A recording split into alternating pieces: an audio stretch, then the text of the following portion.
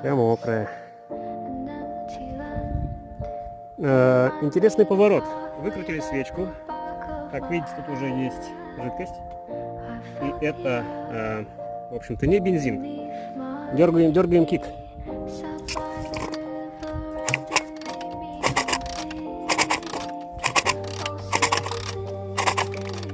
Как вы понимаете, это не бензин.